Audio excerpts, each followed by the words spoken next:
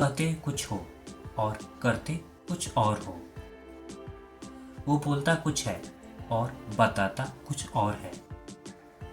वो सोचती कुछ है और करती कुछ और है।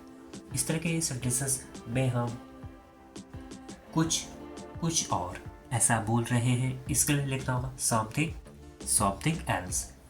आइए इसके स्ट्रक्चर को समझते हैं। सबसे पहले आपको लिखना होगा सब्जेक्ट, फिर आपको लिखना होगा सब्जेक्ट के अकॉर्डिंग मेन वर्ब जो सबसे पहले इस्तेमाल किया गया होगा, फिर आप लिखेंगे समथिंग। इसके बाद आपको लिखना होगा एंड, फिर आपको सेंटेंस में दूसरा जो मेन वर्ब है उसको लिखना होगा, फिर लिखेंगे समथिंग एल्स। आइए इसको एग्जाम्पल से बेहतर से समझ लेते हैं। तुम कहते कुछ हो और करते कुछ और हो। You say something and do something else. वो बोलता कुछ है और बताता कुछ और है। He speaks something and tells something else. वो सोचती कुछ है और करती कुछ और है।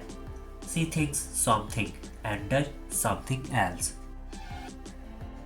वो खाता कुछ है और खिलाता कुछ और है। He eats something and feeds something else. वो पढ़ता कुछ है और पढ़ाता कुछ और है। He reads something and teaches something else. वो देखता कुछ है और बताता कुछ और है। He looks something and tells something else.